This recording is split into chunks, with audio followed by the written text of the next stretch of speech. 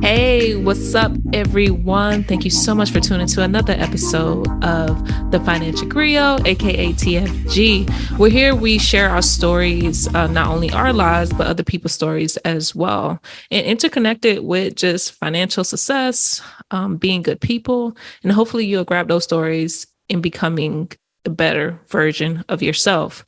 I am one of three of the co-hosts, Alainta Elson, and I'm here joined with LG, who does not want to show his face today, but that's okay because this is a really going to be a short episode that we're going to share today, and I'm not sure what's the topic going to be. You know how we kind of diverge different topics and discussions, so we'll just go from there.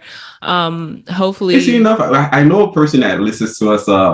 I know a few people that listen to us because sometimes they'll say, "Oh yeah, I listened to this episode." And I'm like, religiously, they kind of tune in and they like the vibe, they like the style. It's interesting. Yeah. It might not be everybody's cup of tea in one direction, but if you allow it to kind of grow on you, you realize that that's a dynamic of conversation. You have to let it flow to its natural conclusion, or to give something a little bit less structured than, hey, pay down bills and pay down your debts, be debt free, or we'll fire it. Oh, go buy multiple houses and become a person that has a high res photo with their hands crossed. It's such a formula, right? When you think about it, of I won't say a formula, but I would say like generic information, and I think that's where it makes me a little reluctant with, how people have been pushing me to do financial coaching or one-on-one coaching. Yeah, it's like the hot ticket right now. People, it's a new scam. It's literally like a new scam. I'm not trying to, but let me tell you something. Try to get this money. Try to get this bag. You know what? They're like, I'm making this bag off of this thing, and they're not the most coherent people too. You're like, man, these people. I'm not gonna lie to you all. The inflation hurting your girl right. Like, people out here, they never study finances. They typically do one or two things. They were either from two schools of thought or maybe some random one. But ultimately, there's the Dave Ramsey school of thought, which is debt free everything. So they'll live and die on that hill. They'll cash envelope everything. They will pay down every debt, and that will be the story that they tell for the next 20 years. It's the wildest thing.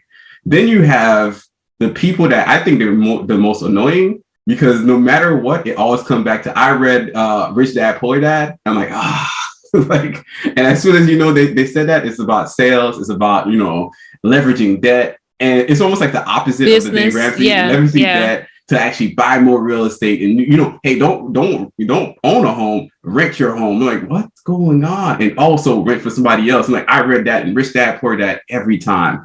And then there's the other people that's even more scammy. It's like, I went to the penitentiary. I am from the hood, and this is what I did to survive. I'm like, oh, this is getting real scammy right now.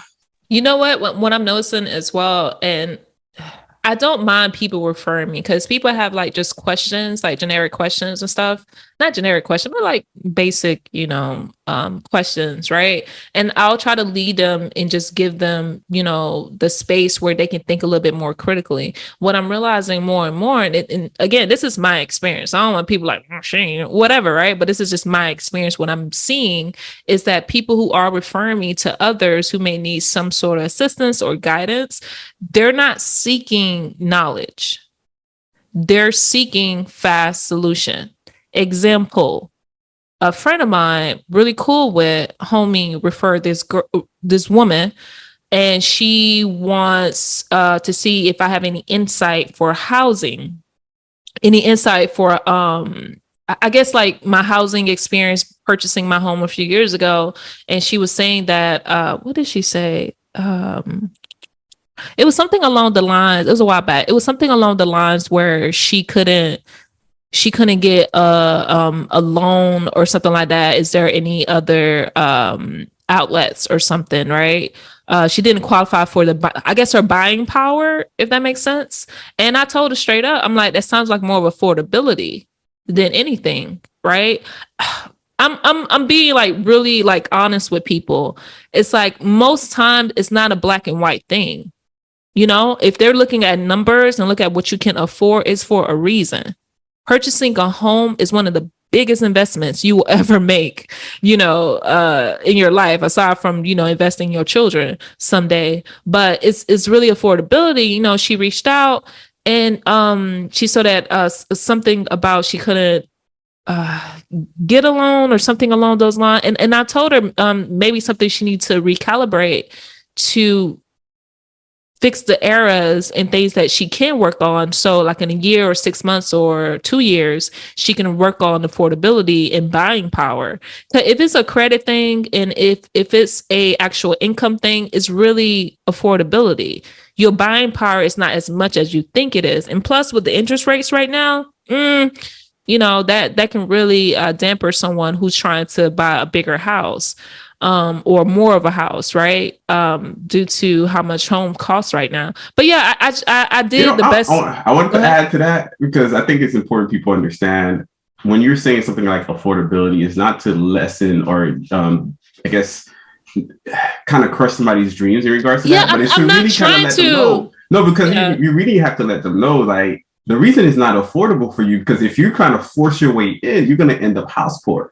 Right. You're going to end up, savings poor, retirement poor, all types of poor because you're trying to get this house that you really can't afford. And I think people need to make space and grace within themselves to say, you know what, maybe I don't need this $500,000 home if I'm only making 50 or 60K a year.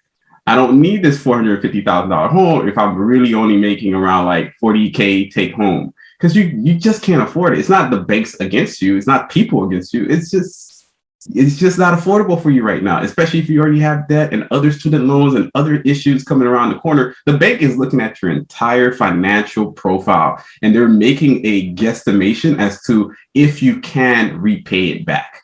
If you can't repay it back from their estimation, it's a deal that they're not willing to take because they're also on the hook for whatever that loan is. So when we buy a home, it's not just our name on the lease of that home or the ownership of that home. It's also the bank. That means at some point, if you can't pay it, the bank is going to take it from you because it's also their house. So we have to be in understanding to kind of step back and really understand what affordability means and what is this system trying to help you out within, because it's not trying to stop you from owning the home of your dream. It's trying to stop you not from going broke and going to destitution. And I think people want to hear what makes them feel good. And how can they, like you said, squeeze their way in through a system that they may not be ready for at this point right now in their financial life, right? Not to say you're never going to be ready for it. It's just that you have to prepare for those things. I know someone shared with me, they're ready to purchase a home, but don't have any credit. Like, they're saying that they're all alone. They bought a car, but don't really have much of a lengthy credit history. And I had to like kind of break it down to them. I'm like, if I was a bank and I'm looking at your entire credit, your entire financial profile, you don't have no sort of diversified credit. How I will be comfortable enough to, lend you $300,000-$400,000 for a home. Right. And I think is one of those things where we're just discussing earlier is they lean into no credit, bad credit, Dave Ramsey, you know what I mean? Like, and a little bit too hypercritical a bit. And now they are sort of regretting it because now they don't have much of a credit profile. It's more of that. And it's just me being a little bit reluctant because I want people to feel good, but I also want to be very honest with you. Because I'm not trying to sell you anything. I'm selling you, knowledge, but you need to be, open enough to critically think for yourself when it comes to these things. Because everybody wants a home. Everybody wants, all this independence when it comes to their home. But it's a huge financial investment. And there's a lot of things that you have to consider. If you won't lend your own cousin or your brother or your sister $100, what makes you think a bank will lend them like 100,000, 200, 300? I mean, we put it that way. Like, I guess we have to. I thought about it. I'm like, this is how we need to explain things to people in a way that they kind of like contextualize the totality of the situation. It's like, hey, you don't trust your own best friend with money, but yet you want her to get a home that's $500,000 from the bank. You already know she bad with money. You already know she be out here in these streets, you know, like spending money all over the thing frivolously. But yet you're like, man, it's wrong that they're not going to try to give you a home. No, you have to contextualize it for her, help her out, or you even help him out to understand that it's not about like them in a negative way. It's about them trying to improve, change in a constructive way so they could actually improve their financial future. It's not an overnight thing. It's not that simple. And I thought you was going to talk about like people just like, hey man, what stocks should I invest with? That's what I was going to get into. Yeah, I'll actually going to get into that. Yeah, I was going to get into that. This is what another, I guess, aspect of becoming, well, not becoming, being financially aware and sharing information and being transparent when it comes to money, right? Is I'm being reached out from people, either credit repairs, Forex trading. What is the best stocks that you have right now, and all this day trading and stuff like that. I'm just like, or crypto, which is the biggest one right now. I think I'm becoming a target. I feel like it, especially because I'm a woman. I'm becoming a target for all these low-key scams.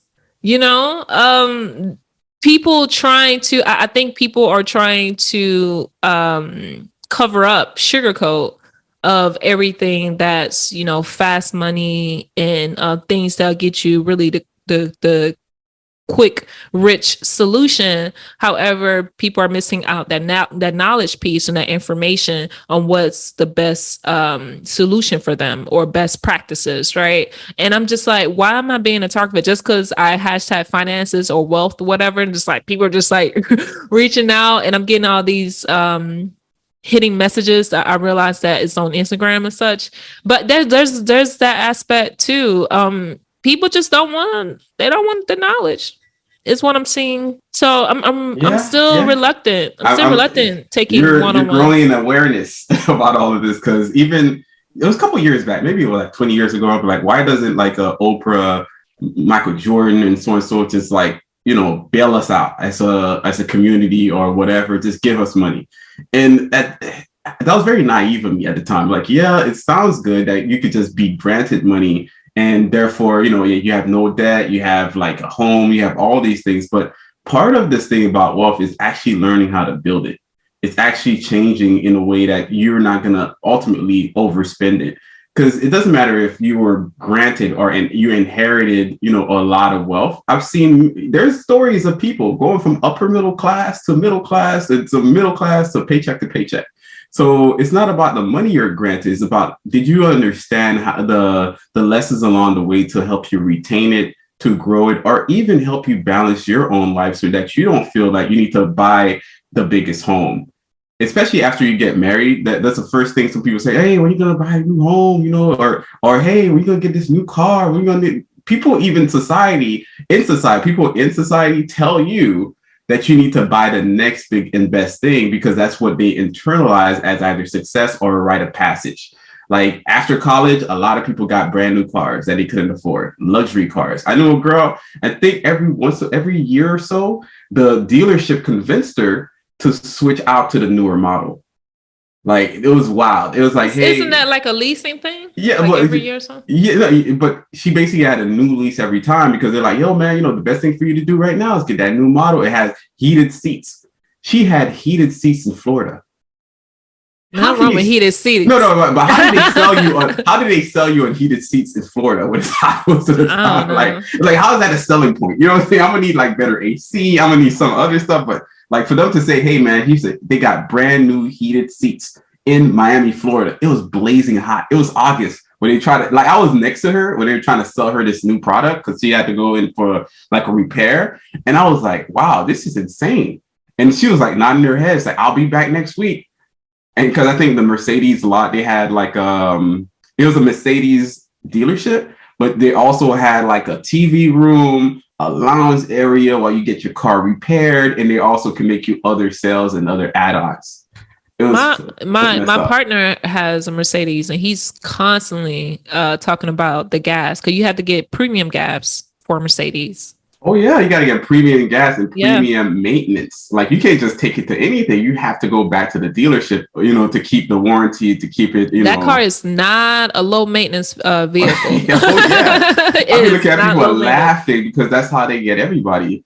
I'm probably gonna get my wife to come on and do a podcast because I thought it was hilarious. Yesterday we were got at by the grocery store. Turns out a couple of months ago, I had a sinking sensation that it costs extra money because she'll put it in the cart and then all we have to go is go pick it up. It's kind of like a drive. You drive to an area. Yeah, just pick up your groceries. Yeah. And I'm like, doesn't it cost us something? She's like, nope, they don't cost us a dime. Not a dime at all. And she kind of showed me something. I was like, okay, I'm just going to trust you on this. It doesn't make sense to me. Like, how would a grocery store decide to do this at the mercy of their hearts, right? But yesterday when she went to the store, because we had a long, lengthy discussion about maybe the prices are running away from us because we're not going inside the store. So she goes to the store and for some reason, she's like, she's looking for the item and she went on the app at the same time and she starts to find a glaring issue. Turns out the items on the app was marked up by $1 or $2. Yep. A piece. Mm-hmm. Like, so every item for the last 6 months, 7 months or so that we've been doing this little drive-by thing, basically they're basically taxing us over the price. And probably, if I did the math, it'd probably be valued at $500. Straight up. It was expensive. Yeah, like for over all the time that we've been getting some, no matter what it is, $1 or $2 or even $3 sometimes, whatever it is, they're grabbing us for that amount. They have to get you somewhere. They gotta get, and I keep telling people, be street smart, man, because nobody's doing you a favor just for the hell of it. Just like the bank is not going to just go in on the house for you, and just like that person that's trying to sell you on this perfect stock that they have, they're not doing this for your benefit. They're just trying to sell you on a package so you can become their version of passive income. It's wild out here, man. I'm just like, I don't know. But you might jump in the game. You're like, I could cross my hands really hard. I was like, yeah, you gotta do what you gotta do. I'm going to slowly tip my feet into the water, but before I do so, I'm just trying to create a system, something that works for me, and I am working on a slight ebook on just how I kind of grew myself and the self work I got to this point. It all starts with the ebook. It all starts with the ebook, right? and a sales funnel. Right. It all starts with the ebook. So I'm working on that. Hopefully, I'll get that out by the spring. But I'm just really trying to find like what will work and also I don't want to I won't say dumb down. I don't want to price it out so low, then everybody will try to. They don't want to price it too high, But now I'm like looking at these other, I guess, fin influencers and such. Like one girl has a Zoom link. If you want to do a 1 hour consultation, 1 hour meeting with her, it's $170. For that 1 hour. So it's just like, it kind of eliminate people who really don't have it. I'm $500 for that hour. Yeah, she has. I ain't no games. She has one hour. And she Miss Be Helpful.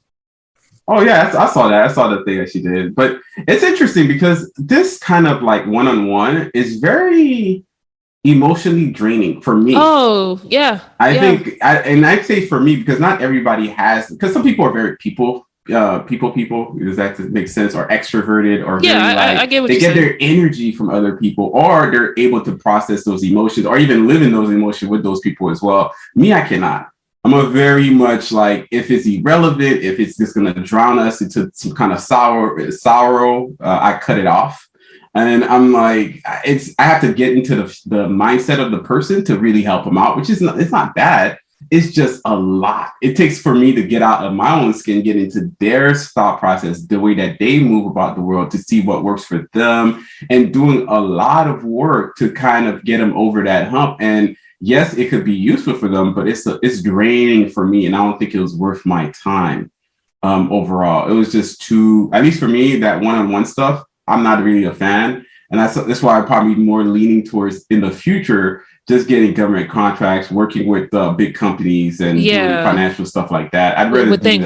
Within groups. Yeah. Like if people don't buy in, they don't buy in. But at the very least, especially those companies pay you, like $2,000, $5,000. They're like, yo, for an hour worth of service, the same thing you would have done with a person for $500, $100, or $200. You get that with a company for $5,000, which is completely different amount of money. Yeah, I definitely agree. Because even just talking to people, a majority, I'll say on the woman end, the guys not so much. They come straight to the point, whatever. But the women is a lot of emotions and a lot of things on the back end that kind of cause them with that behavior and everything. So, and I'm a very sensitive person, and I truly want to help people, but also I take all that in because you have to kind of absorb, like you mentioned, you kind of have to absorb who they are as a person, kind of help them where they are, right? So I don't know, but I guess right now my goal is to finish this ebook just to get a slightly little bit of passive income.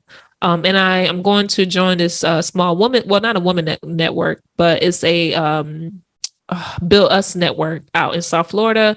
And they do like 4 or 5 events a year, like the one that I did earlier this year, speaking one. So I think there'll be a great opportunity for me while I'm out speaking or I'm getting to know people, hey, buy my book. So I'm working on that, but it's a lot of moving parts when it comes to this financial space. But if you're doing it right, you can do it right in helping people. But I just don't want to drain myself out for a few $100s. You know what I'm saying? And try not, at least you're coming about it in a way that is more humane versus some people are looking at others as, their form of passive income, subscription based, the revenue. They just look at other people in such a almost like sociopathic way that they're like, hey man, if they're not using their money, I'm just trying to get money off of them so I could get the bag, so I could just go do and stunt and flex on them and do it all over again. So we're seeing a lot of people that are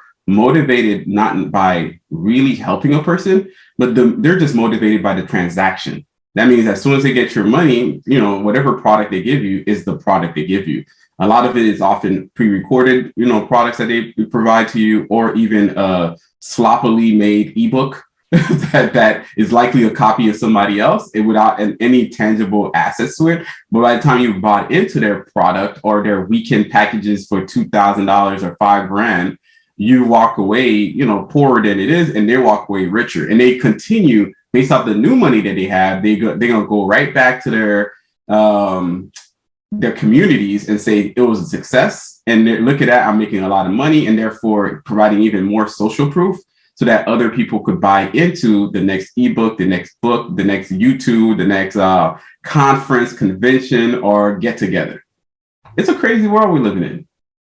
Very much so. So I think my plan is sometime either next month or by the spring, I'm going to gauge, put something out there like a small workshop and see with money to see who would be interested and just to get a flow on things, because that will really try to gauge me to see if I want to do one-on-ones or if I just want to do it in a group setting, because it's not only me, but I also want others to kind of piggyback on each other with questions, or sometimes people are not sure about what to ask, and so they hear it from someone else in a different perspective, right? So I'm going to gauge on that, because I feel like, and I'm not trying to toot my horn, I feel like I have some level of influence or likability, but I want to make sure, like you said, it's to really help people. Like I'm like, it's tough out here, but I'm not like struggling,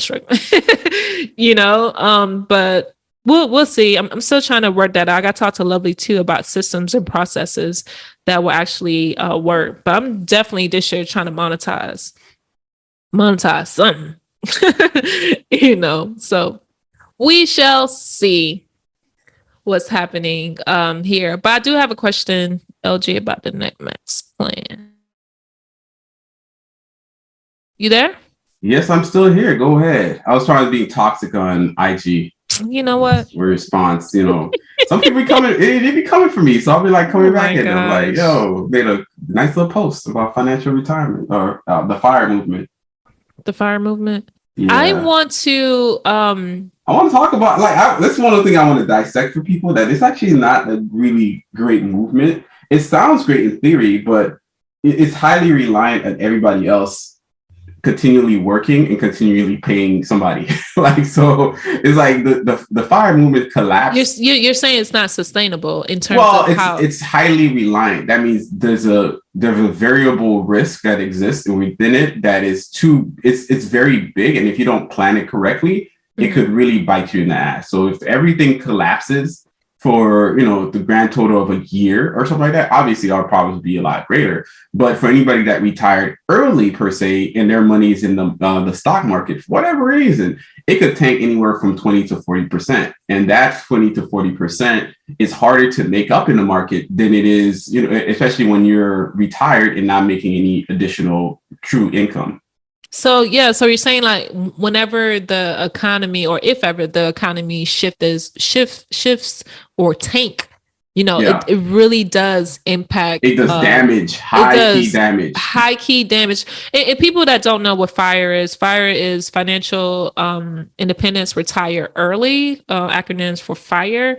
And mostly, if you ever Google this, and I do highly suggest that you Google this, is most people that are in this movement have high paying jobs. I'm talking about engineers, if it's like therapists, like these are like 6-figure people. It's very few that I see that don't have it, but they have like a lot of side incomes, like side hustles and stuff like that kind of help them. But what they do is they eliminate a lot of their consumer debt, their mortgage or whatever.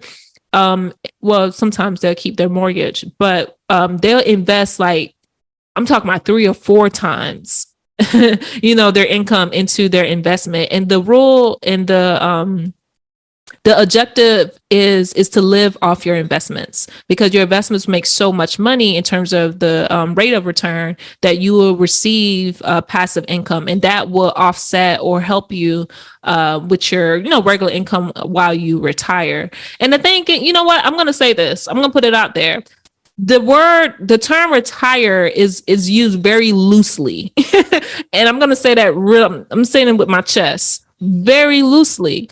The people out here somewhat working. They're not like, they're somewhat retired. They just changed their job. Yeah, they're just changing it. You stop working as whatever that was. Yeah, and you end up being a barista for you stop doing whatever you were doing that you study for. You're not a lawyer, or train now you're a teacher. You're a teacher in a different country or something along those lines. Come on, so it's not like I'm a YouTuber. Official job. Yeah.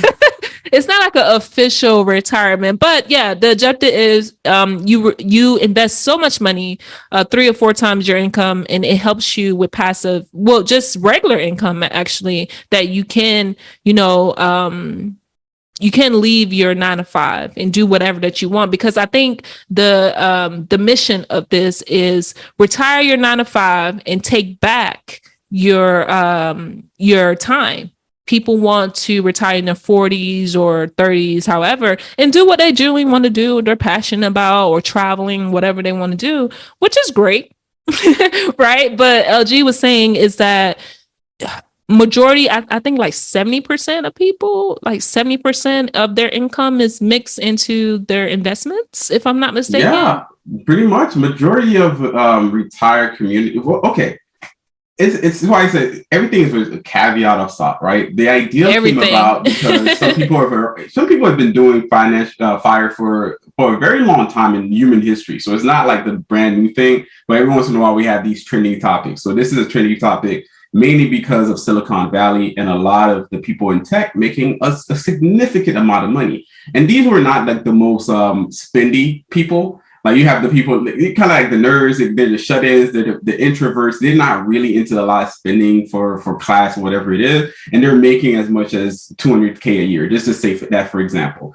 So instead of spending all their money, they learned that, you know what, I could actually just save like 50%, 70% of it, and I could still live off of it and be very happy. Some of them live in their van. Some of them live on campus because the tech campuses offered, damn near housing, rooms where they could sleep, showers, gyms, and food. So they didn't pay for a lot, right? So they had a lot of this extra money, and they decided, hey, I'm gonna work for a certain amount of time, and then I'm gonna retire early, which sounds great in theory, because you can actually keep your money invested, grow. Let's say you grow it at 8%, but you withdraw only 4%. And that means your money could perpetually go up, and up, right? Or stay basically the same. The problem is that some years, there's times where the market completely tanks, like a good 20%. And if you're that kind of person that retired early without a good plan, then all your money went down 20%, and you need another year where your money goes up 25% in order to just break even all over again. So that's part one of the problem. Then you have people that aren't, making a lot of money. They're saying, you know what, I could do what this engineer making $200K a year could do off of making $40K. And they risk it all and say, you know what, I only need expenses for this amount. But the problem with that is that inflation hits and your expenses go up. Some people say, I don't need a home, I just need to rent. Then rent goes up 40% in a year. So we have a lot of this is a highly dependent, highly risky financial maneuver. And if you do it kind of ad hoc because you felt like it, because you heard somebody did it and they're doing it successfully because they turn YouTuber on you, or you're their passive income, you have no idea that it's a lot harder than it is, especially if you're leaving the game with like $400,000. $400,000 sounds like a lot, but it's really not. Divided over a 25-year period of retiring, that's how much is that? Like, let's see, I'm doing a calculator here. That's about $16,000 a year. $16,000 a year per month. You're looking generally like what? We divide that. That's $1,333 per month. It's not a life to survive off of. That's not taxed yet, though. Oh yeah, it's not even taxed yet. But still, even if that's all you got, which is you're not going to get taxed much, because if that's all you pull in a year, then your taxes will generally be zero. That's another issue. Then you have people that are like, hey, my Social Security can make up the difference. Your Social Security is the average of all the years that you've worked. If you've worked less years, you have less in Social Security. That's how that works. That means when people decide to quit their jobs and just kind of like, hey, I'm just going to be an entrepreneur and I'm not going to report any income, it's very problematic for them, or traumatic later on for them, when they realize that their Social Security is not worth as much as everybody else's. My Social Security is different from your Social Security and somebody else's Social Security. Everybody has a different number in there based off the amount of they made in salary, the amount they contributed towards their own Social Security, because that's what Social Security is. It's your own money that you've been putting aside for yourself through every pay period that eventually comes back to help you. But people don't really understand that, and therefore they're risking it all. So a majority of Social Security on average is bringing in around, of the median is bringing around $24,000. That's about $2,000 a month. So give or take, with that 1,300 and 300, whatever, you're bringing in about $3,000 per month. That $3,000 is not enough to cover retirement. The average retiree is spending around $48,000 a year. And that was like 2018 numbers. Give or take now, it's likely closer to $55,000. So this $36,000 that you have is not covering this $55,000 that you're in the hole for. But I'll land it there. I'm out here dropping the gems. It's like 3 episodes, be honest with you. Cut it up. Cut. It is. Can you hear me? Yeah, it is. It's a lot of episodes. Can you see my screen? Yes, I can. Okay, so this is the question that I had emailed you the other day, because I was like, let me really utilize the net max budget. It's such a tongue twister, LG. Yeah. I'm gonna have to switch it up. It's okay, but it works. It just call it the budget calculator. Just okay, the budget calculator. Just say that. It's in the name. You can say I don't know if I can say the entire. I don't know if I can say. English is my second language. Budget ratio. All right. So wait, we got to do an intro for it, so you don't have I mean, you can introduce the All right, I'll do it. Hey guys, welcome back to another episode, a very short episode of the Financial Griot, where we discuss one of the resources that I have on my website, the Neighborhood Finance Guide, which kind of sounds the same, but it's completely different, where I share a lot of financial resources that you can use to change your life from budgeting, investing, tax planning, or even affordability, and so on and so forth. It's all in there, and it's all free. When I mean free, it's free 99. It doesn't cost you a dime. There is some level of AdSense on there, but that's just because Google forces AdSense on anything. It's not going to hurt you. I swear to you, it's like an ad on the side or ad on the bottom. But once you kind of move from that, you can download these things, and they're in an Excel sheet, which based off the way that you said on your resume that you're an Excel expert, I would hope that you're able to use this. That's some shade.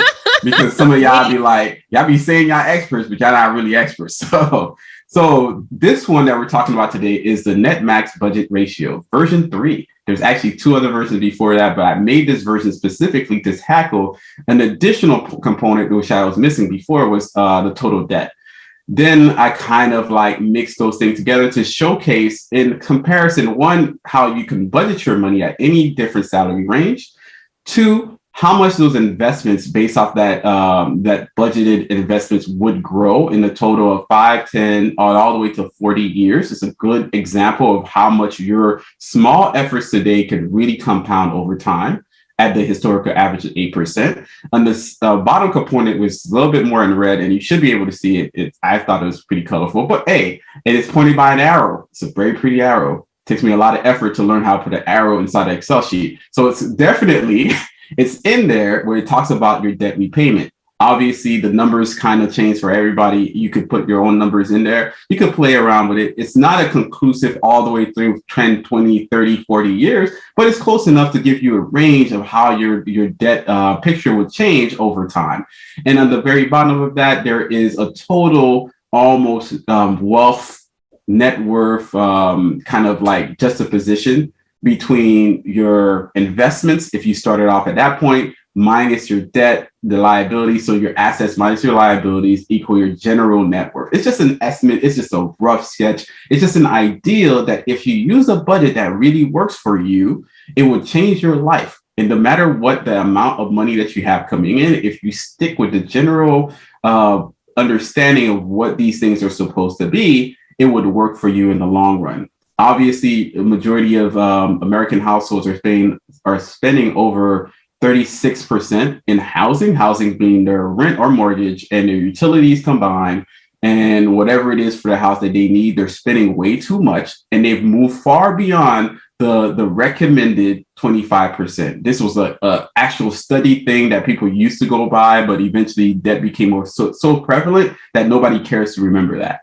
On top of that, their transportation should not be more than 8%, but the average transportation is over like 16% now, 12 to 16%. And the food cost should not be more than 5%, which food costs, depending on how much you want to eat out, and so on and so forth, has gone through the roof from anywhere from 5% to 12, 15%. It's insane. So the top 3 categories being housing, transportations, and food typically account for 60% of the total cost or total expenses that a household maintains. So imagine this: for every dollar that you earn, 60% goes to housing, transportation, and food. Only because we stopped looking at these numbers, right? We stopped paying attention to how you're supposed to be and gone far beyond it. With my numbers, it keeps you closer to where it's supposed to be, which is 25, 8, and 5. So that's 38%. So that keeps you far below, and that extra gap that you have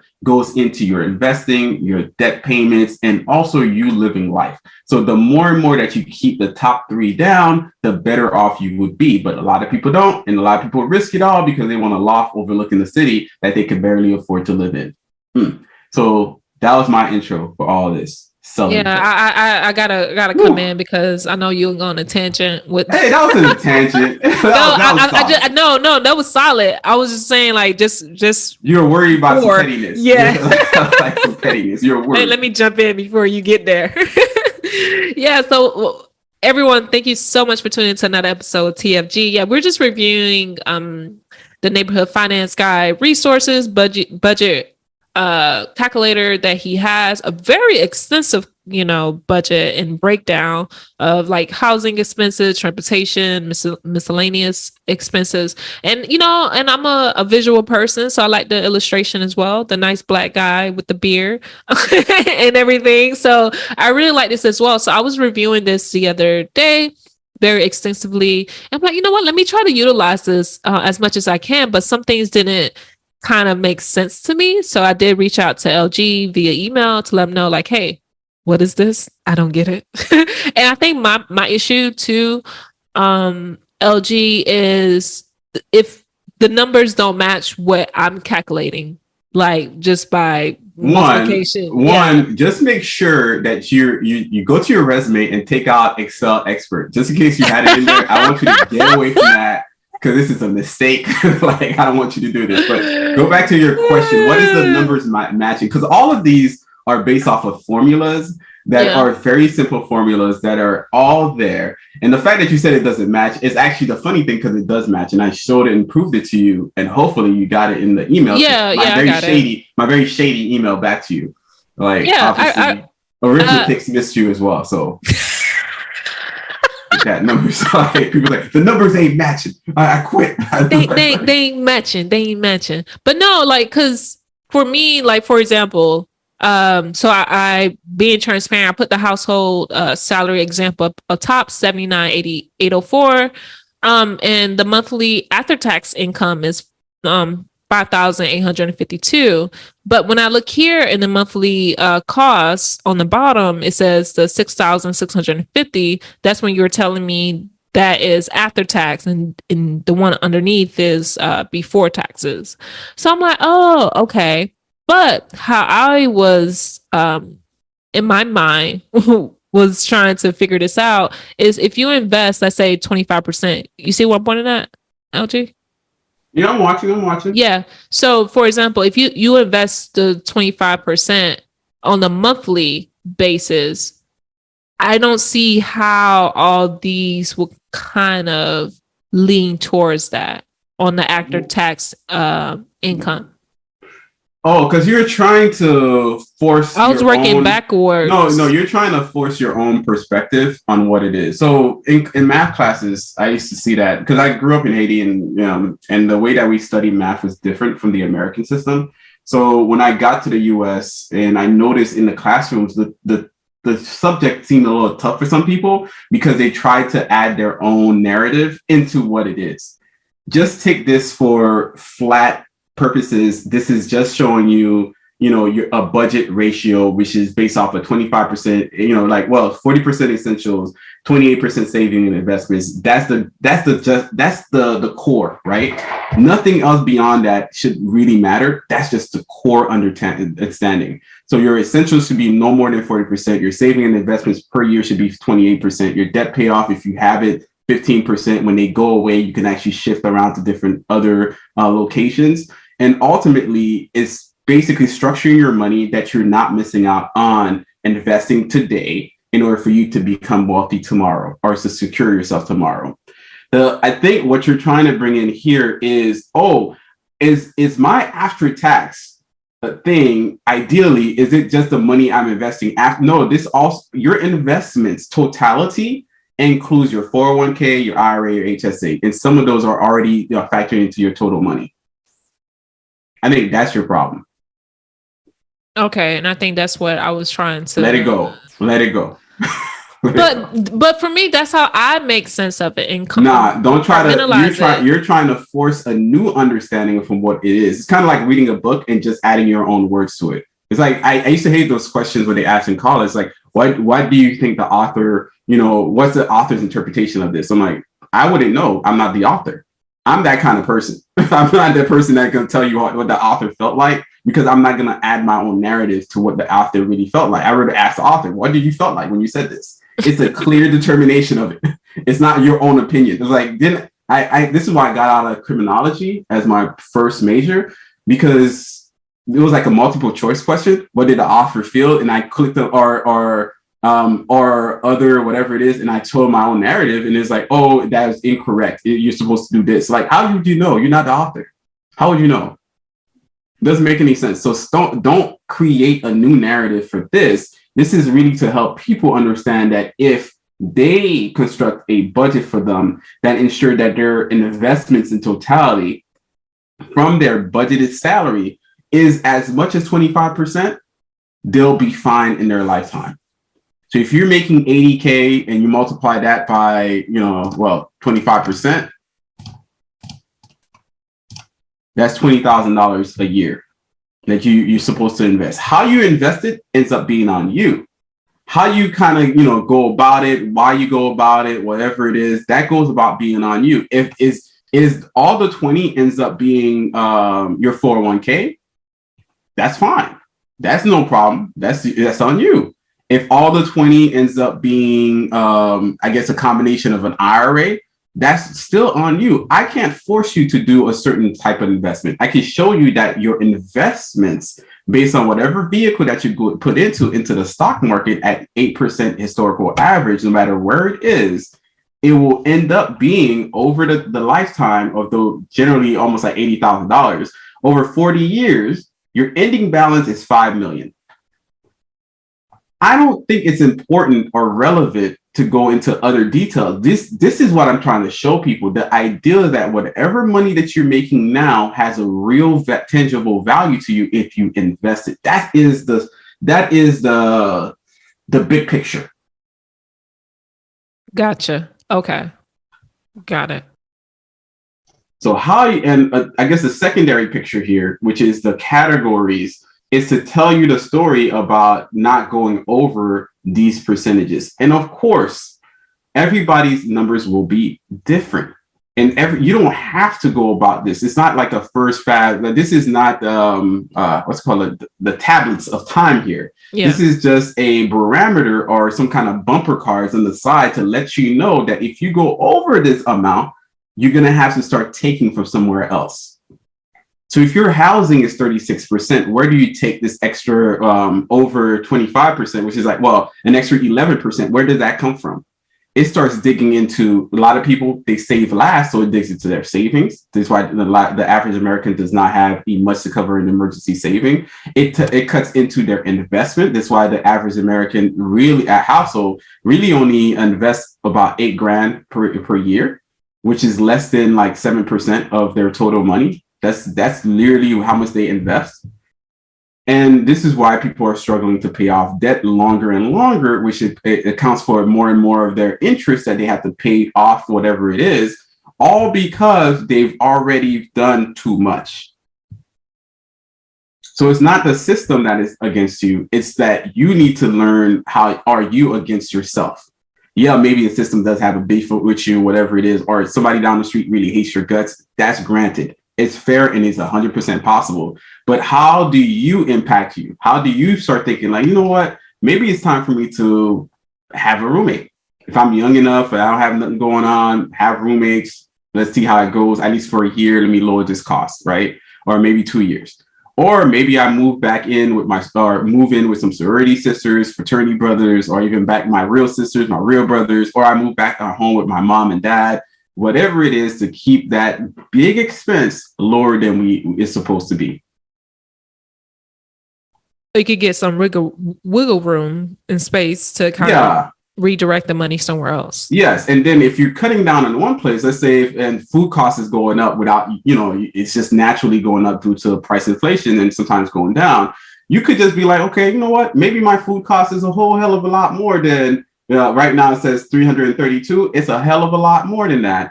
Then you have to cut out from something else. But the things you don't want to cut from is your savings and investments. You should never cut from those.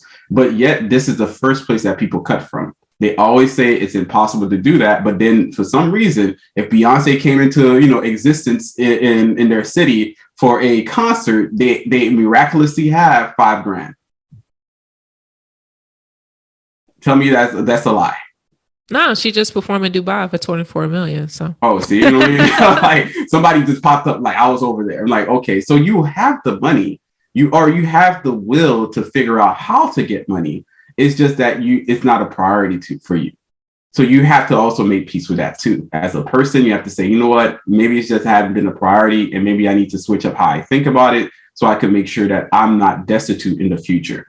So when people said they can't do it, because if you put in that thing $40,000, can you put that for me? $40,000, or even let's just say $50,000 for a salary. For a 50? salary. Let me see. Because when people say, "Oh, it's not possible to budget yourself into wealth," I'm like, okay. Oh, I think my Yeah, you have to put you got the cheap version. Okay, that's good. It takes forever to type, man. It's a struggle out here. All right, cool. So we see that the number of savings went, to if you have $50,000, the number for your savings per month is around $1,050. Let's just say that's what it is. $1,041.67 at 8%. After 5 years, the total balance you'd have is $73,000. A lot of people won't even have that much. So it'll start feeling really good when you start seeing those type of numbers. Maybe not in year one, but year 5, when you have that number, you'll feel a lot better about yourself and a lot more confident. By year 20, you'd have $500,000, which is astonishing for anyone to have, even at $50,000. And over the totality, after you've done this for a good long-term period of time, over 30 years, you'll be a millionaire. Over 35 years, you'd be a multimillionaire. And you'd retire in the space, in the comfort, even if you just made $50,000 a year for the average of your lifetime, which a lot of people don't. The calculated cost, are you referring to the year, correct? Okay, yeah, it's the year. Yeah.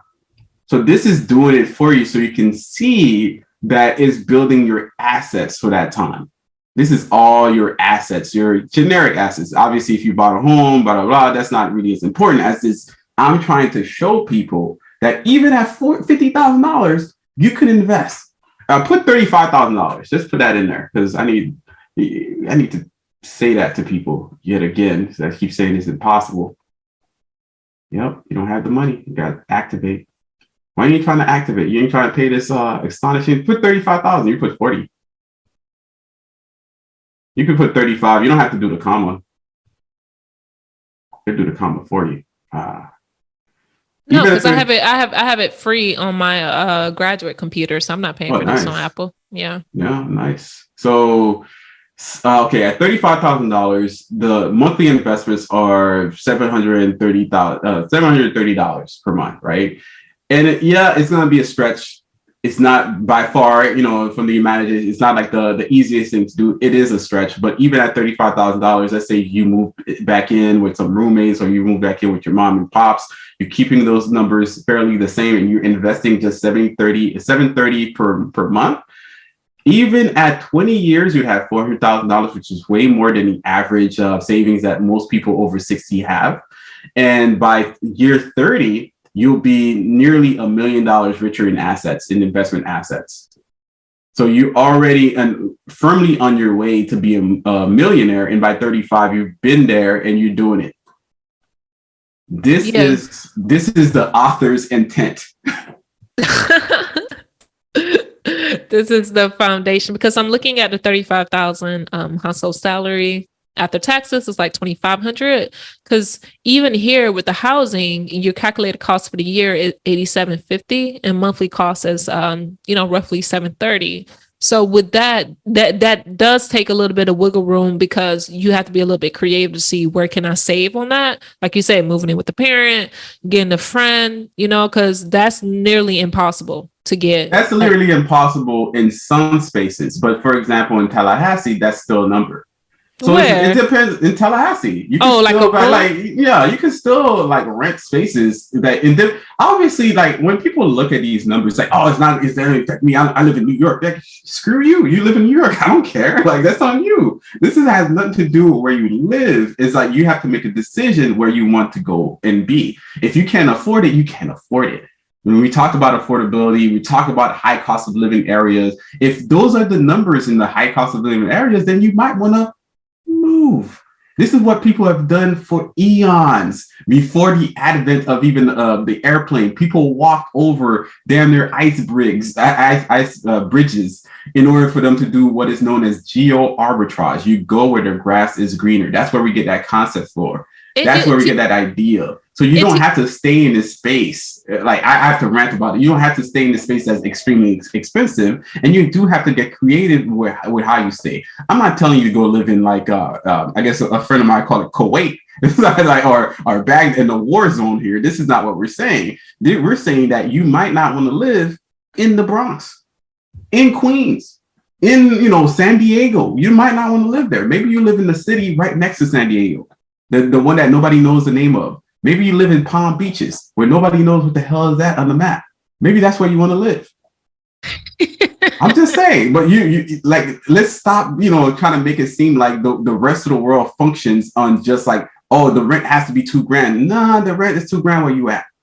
Go in Zillow right now, put on some, go the entirety of the US, put in rent for the max rent to $750, and you will find it. You will find it. And if you don't find it, then obviously I made an error for you, my friend. And you could go online and say I was wrong. But until you can't do that, like really start thinking to yourself, like, how is it possible to do so? Force yourself to change. Force yourself to change your habits, your understanding, the way that you process life, because that will change your outcome. Majority of people are broke. Why? Because they don't want to change. When I was in the DMV, when I was in DC proper, inside Columbia Heights, I was paying $1,000 per month just for base rent in a 5-bedroom, 2-bath situation. It was the room that I had probably was, the square footage might have been 400 or something like that. Looking like kind of like a New York weird loft thing, right? It's fine. I shared a bathroom with this other guy. It was weird. It's $1,000 just for the base rent on top of the utilities. It probably ended up costing me around $1,250 per month in totality just for my housing. I ended up, moving to another location and for half the price. So I had a bigger space, and it was basically outside the DC area, right outside of it, like literally the last train stop. That's where I live. And after that, I purchased a home there. I have a 2-bedroom, 2-bath. It's 1,000 square feet, and I'm still paying $1,000. And that includes my mortgage and HOA. For the utilities, I even throw utilities again. It's around like $250 for the utilities per month. So I'm paying the exact same amount of money for a bigger space I can actually own, all because I decided to not live in Columbia Heights versus them living in Maryland. That's the difference. And you know how much people are paying over there in Columbia Heights now for a roommate situation like that? They're paying upwards of $2,300 just to be a roommate. Just to be a roommate. And I'm looking at people like, you made that decision. Every time you look at these numbers and say, oh, it's impossible, you already set the standard for you. You already said the no. You already told your brain that is impossible. You cannot find it because the media told me, because I down the street, because my friend did it. Like, did you look it up? Did you try? Or did you just hear something and you went with it? You already know how you get when you go to these things. I went to the rant. I'm like, let me allow you to rant, because once he said that Colombian, I'm like, okay, there it is. It's coming. High, you're like, there it is. But people don't be on Zillow. I got mad one time too, because somebody's like, oh, it's impossible to get like a cheap rent. I'm like, did you go on Zillow today? Because I found a whole bunch. So you're just telling me that it's impossible. It's just you just don't want to try. And that's fine. And people are not willing to be slightly uncomfortable, even if they're making the salary, because they feel as though they have to match the lifestyle with the salary. So if I'm making, we in 2023, if I'm making like $70,000-$80,000, it's like, I have a roommate? Nah.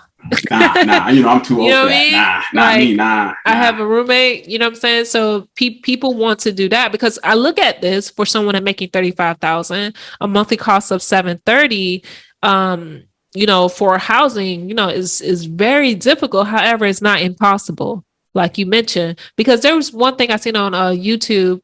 This girl, I think she lives in Brooklyn, one of these boroughs. She reached out to the owner of this Airbnb, like this really small closet, basically, but she pays $500. And he was like, yeah, I rent it out to you. And she has a lease for $500 a month, just because she just asked. And she was just asking different Airbnbs around the areas. So there's always a way, isn't a matter, are you willing to put yourself out there and think a little bit creatively, how can you surpass this, or just getting more roommates for this.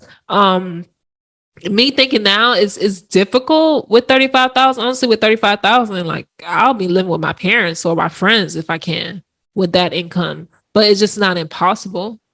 I think once you place in your mind that it's impossible, you're typically right.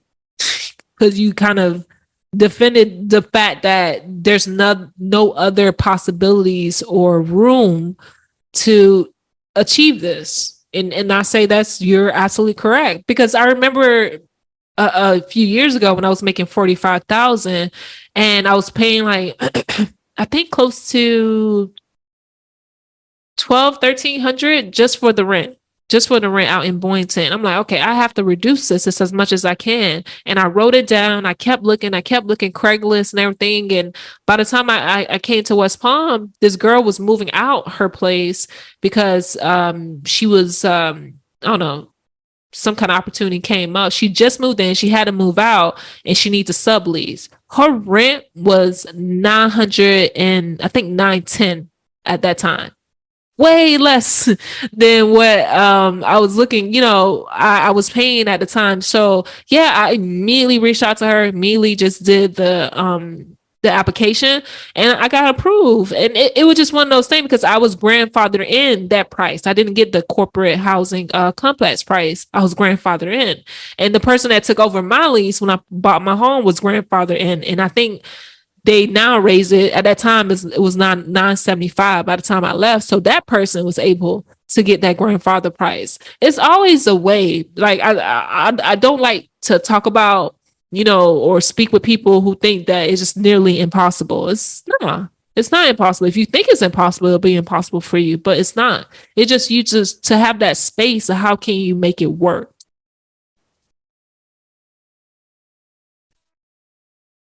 Yeah, I was actually getting real salty. I was about to go to the Zillow again just to kind of prove it that there's still spots available. But you know what? I'm gonna let it go. Ain't my situation anymore. So this is why I provided this I guess resource here, because I want to people to really have some level of confidence that one, they can control the outcome of their own personal wealth. Yes, it's going to be difficult. Yes, it will require that you put in some work and really make some hard judgment calls about how you want to live, how, why you want to live, and to really kind of figure out the type of person, the type of legacy you're going to give it to the world. Is it one of just using, or is it one of like building and also realizing that these numbers aren't like constraints as much more they're allowing you to process life in a way that's not just let me spend money. And for some people, a lot of people, when you stop living that lifestyle that you think is like you deserve, that you're entitled for, you start really living a life that's really of you and becomes you, right? So you don't have to live in a very expensive place to have to be very happy. You don't have to drive luxury cars just to feel satiated. This quest forces you to kind of live a life that's different. And different is sometimes really good. And I would hope that people tap into it if they want to, but this was just one of the ways I wanted to prove to people that, hey, even an investment of, less, even an investment of $100 per week, which is like $400 per month over 40 years will make you a millionaire. Even $500 a month, which is generally the amount of money that you could put in an IRA, or a little bit more now because it's 2023 numbers. But that amount over the course of 30 years or 35 years will make you a millionaire. So there's always a number that we can actually strive for. You don't have to be rich today. You don't have to have all the dollars today. But this is just kind of like, okay, you know what? This is where I need to go. You said you never had you wanted to have the easier route, the format, what I need to know. Then this is what you need to know. This is the rubric. 25% on housing, no more than 8% on transportation, 5% on food if you can help it, 2% on essentials, 3% on savings. At some point, you could cut that off completely because once you saved enough, You know what enough is. You're like, you know what, I don't want to save anymore. Then you could tap all of that extra cash, which is around $200 for like somebody making 80K. You could use all of that per month on just luxury stuff, on the soft life. On top of that, your debt payoff. Once you paid off all your debt, you have all this extra cash per year to do anything that you want to do. It. You don't have to invest that once you've done it. You can do anything else. So there's a amount. It's not supposed to be 10%, which is what they used to recommend. Based on the prices now, like you're supposed to be investing as much as 25% or more. 28% would be opportune. 25% would be just right for anybody to just live a life and not be completely stressed out about money. Hope that answered your questions. No, that's 25%. Ooh. For investment? Hey, ooh. That 25% is the same amount that you're putting for your housing. So, ooh. That's you know you know where it really I'll say is difficult a bit too, because transportation is fine since I got the new auto loan and stuff like it's the miscellaneous essentials. As a woman, we always buying crap. And it's the I'll say it's a miscellaneous essentials on top of the miscellaneous. So it's not 2% and 5%. I can easily say maybe close to 11 or 12% on these. So 7 to 12. So the question is, like I said, don't take this as first fix, break your life, do this or die. That's not what this is supposed to be for. It's supposed to give you an understanding of where your numbers are. If your numbers are different, then they're different. That's it.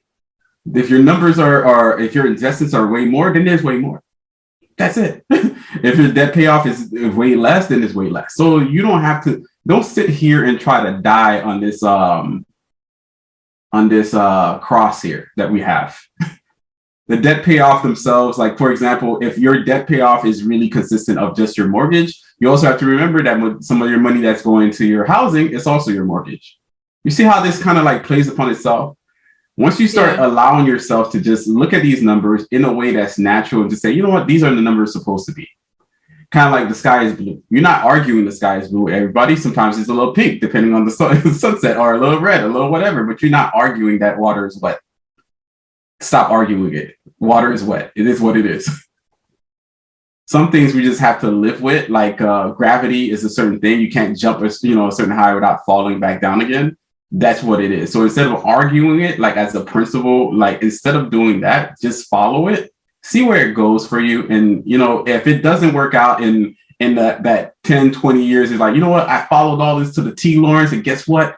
I'm not a multi-millionaire. I'm like, oh, okay. But you have, maybe 750K. That's way more than a lot of average Americans. Yeah. Yeah. I will really. Like I don't know what to tell you. You know what I'm saying? Like you're so mad. I'm not quite sure. I would really like to get into a comfortable space to invest 25%. You probably already do that though. Like straight 25%. But do you max out your 401k? No. Oh, you don't? Oh, shoot, you're different. You're a different person. You like to spend on that tax, huh? Nice. Did you see my latest one? No, I didn't see my latest post. One. Yeah, I'm like 300 tax bill, maybe close to $400. $400 tax bill? That I owe. That's not terrible. That's for this year coming up. Yeah, it's not terrible. Like you haven't got to the levels yet where they start looking at you like, hey man, you owe us a good 10 grand. Like what? Yeah, it's not. I think honestly, I'm just go ahead and pay for it. But this year, I'm definitely going to try to get to the between 20 and 22. Right now, I'm at 20%. But I want to be, because the thing is, I don't want to invest too much, and I know it helps you with saving on taxes. But I do have to live. Like I have housing and transportation, all this other stuff that I'm doing as well. So I'm looking at this, how practical it could be applying to my life as well. It could be very practical, the same way that you felt before. You have to remember where you've been and your own personal stories. So the same way that you felt before when you had that space that you are hardly ever home in, right? Yeah. Like at that time, years ago, that Atlanta thing, you know what? There's no such place as this place that I would love that's cheaper than that. But then you found out that there was. Yeah. The same way that one of my buddies, when he did the HSA thing, he was like, I'm never going to do it, whatever. And he eventually did it. And he found out the more he invested in HSA, the less taxes he owed in every pay period, which actually kept up. For some reason, his paycheck was still the same way. Why? Because he never understood that's kind of how it works. So when you're saying about, well, I don't know if I could max out. Well, technically, if you max out, you would have less FICO taxes on every paycheck. And on top of that, you'll pay less in taxes and you'll get more of the same money back. So it's almost like you have to allow yourself to follow a rubric that works. And that's it. Instead of fighting it, I think anybody that's making like the amount of money that you're making now, you should, in my opinion, focus highly on one, paying down any credit card debt, matching contribution at work, maxing out, like, in my opinion, your 401k. And that's the start.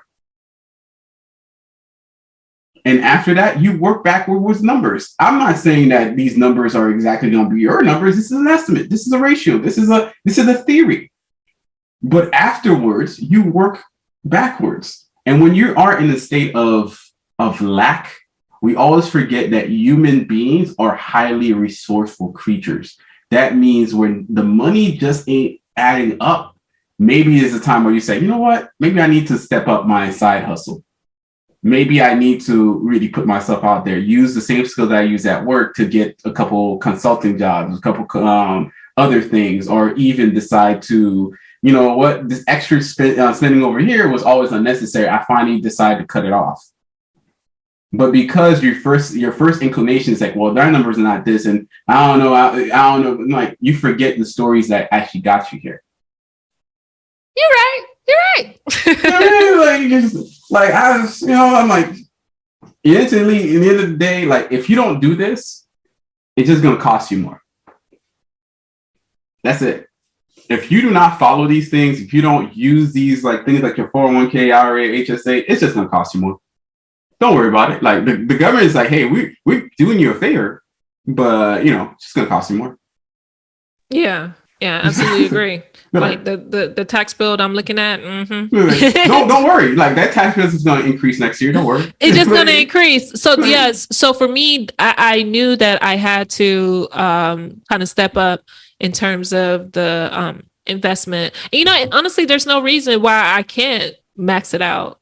But the funny thing is, the first time I maxed it out, and I would probably, and everybody feels the same way, right? Especially if you start off with not a lot of money. So you finally get into a point where you're making some money. Your first inclination is like, whoa, I don't want to give that up. That's a natural, almost like jerk reaction. You got to move beyond that. Because I was making around 75,000, and that was around the first time I maxed it out. I learned the numbers. I squinted at it, and I said, you know what?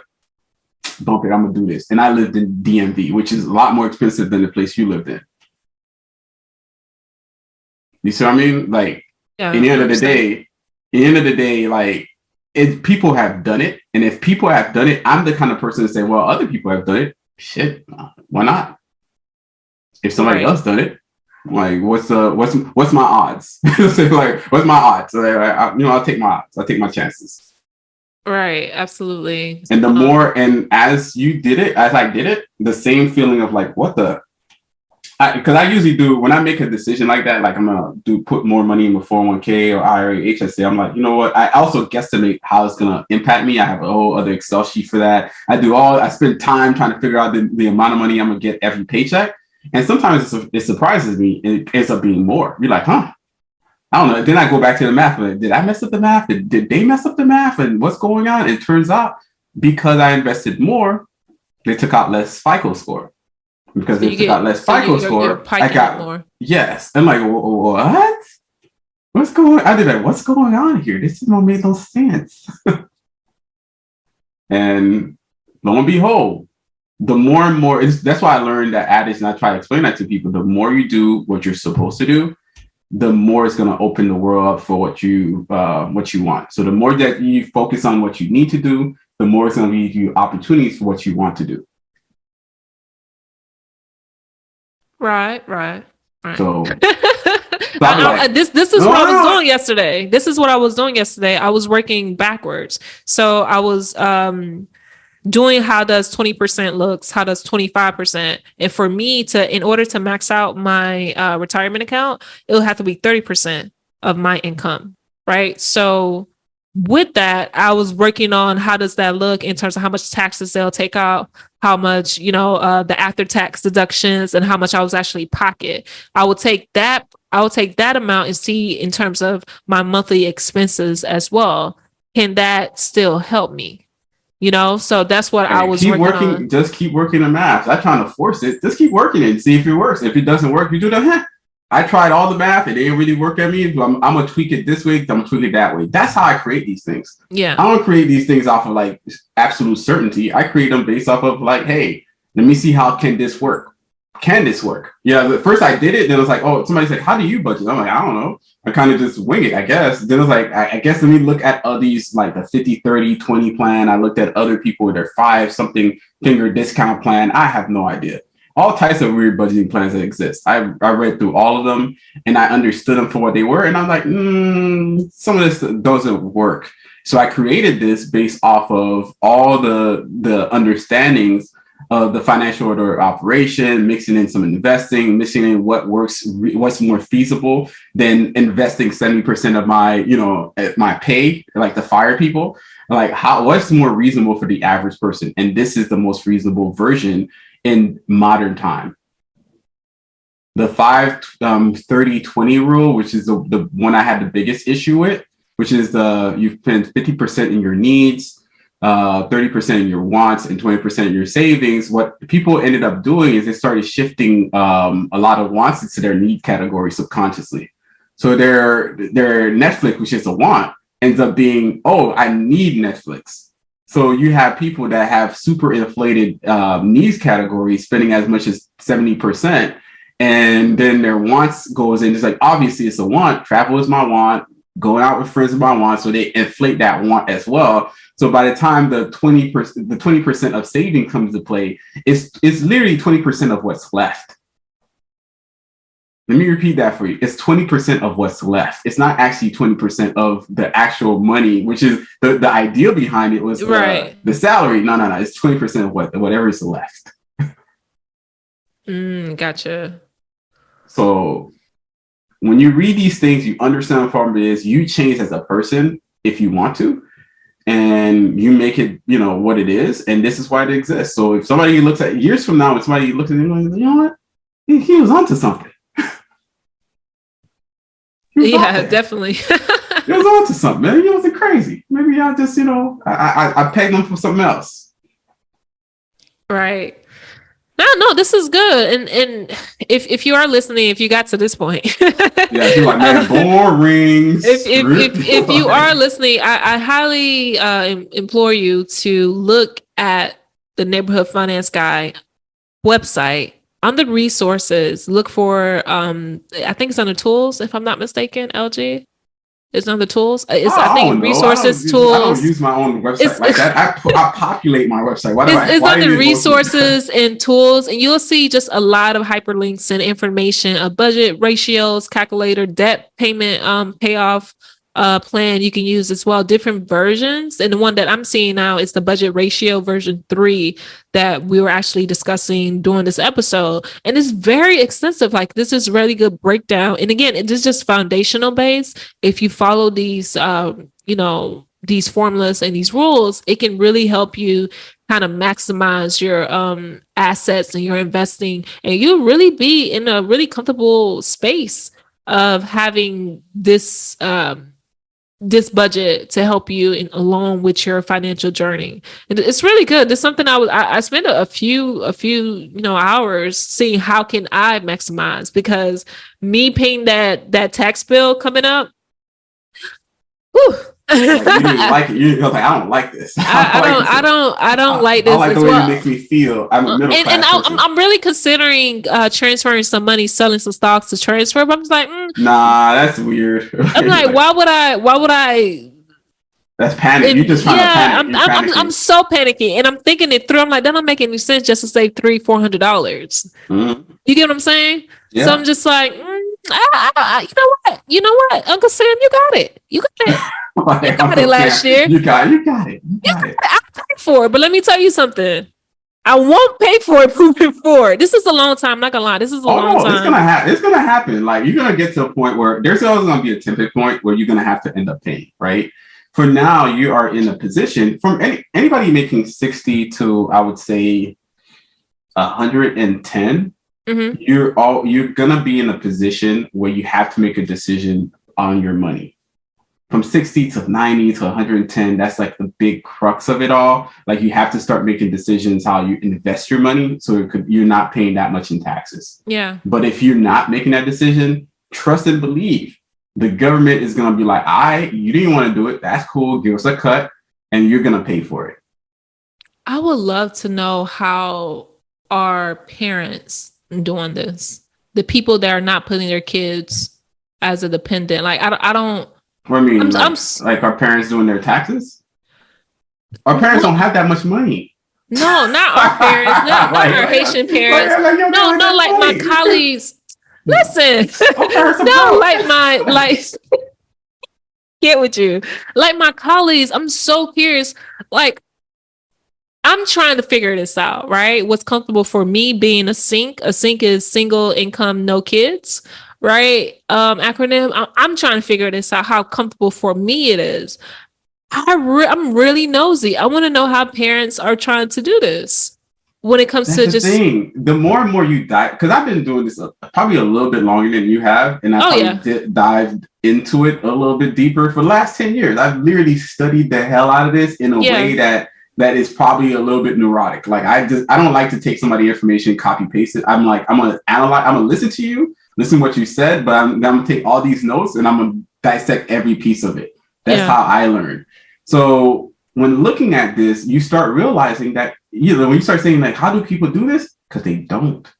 This is how I found out, that a lot of people in Miami, a lot of like the Haitian American families themselves, the parents, whatever, they have homes that are deep in debt that they had for over 40 years.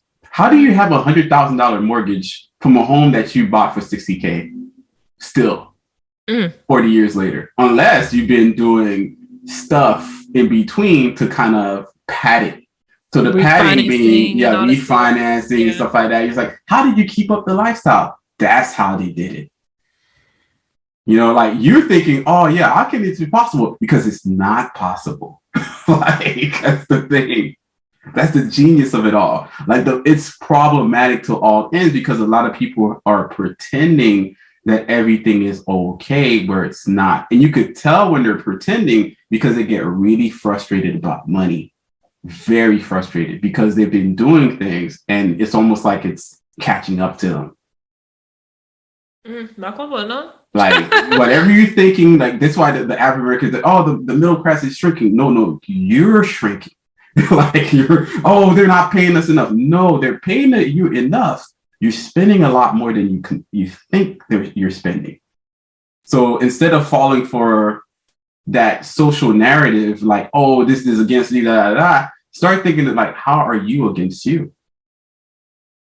Like, do you need, like, when I found out, a friend of mine, she said, hey, I have, what's it called? The Peacock station, the Peacock app or whatever. I'm like, who has this? Who has this? I was like, why would you? What? Like, who's watching? She has Peacock, Netflix, Prime, some other thing.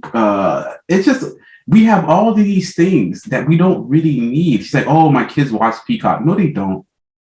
Well, they're also on YouTube all the time. They're also on the video games all the time. You bought your son a $100 PlayStation 5. Or I don't even know how much they're spending on. Yeah, it's not $100. I know that. Yeah, like you, and then that's the nasty part is, like, especially for video games. There's a time you bought a system and you could play the games and at home, and maybe you still play it online every once in a while. But Now, when you buy the system, you also have to have the subscription, not just to your internet bill, right? You have a subscription to the actual the systems itself, like internet server. Yeah, it's a lot. And I was like, what does that mean? Like, it means that you have an extra subscription, not just like your actual system, but you have a subscription to the online access to play with other people online. Wow. And these are all things that were not necessarily in the past with our parents' generation, or they just generally don't do it. But when it came to prices changing and so on and so forth, and not having a lot of money, all they ended up doing for themselves is refinancing, because they heard from their friend that refinancing is good. So we're going to find out fairly soon a lot of people that's been asleep at the wheel. And asleep is not just for your own sake, like the young person, you're 30 plus, 35, living your dreams in New York. That's all good. But you're asleep at the wheel at your own family's finances. That means you don't know what your dad and your mom are doing with their savings. Yeah. And that's going to cost us so much more. Yeah. It'll make this look funny. Like $2,000 per parent. You got to make peace with that number. Yeah, I'm just like, how? Like, $2,000 per parent. I'm like, I don't like it here. I don't like it. And that's only the parents, because you don't know the kids issues, the kids whatever. So you're looking at a situation, if you're not paying attention and making the changes, looking over your budget, figuring out what works best for you and your family in the long-term sense, then you're really missing out on the totality of your financial picture. Yeah. But I know that's enough for this episode, and I think I'll be out to go eat breakfast.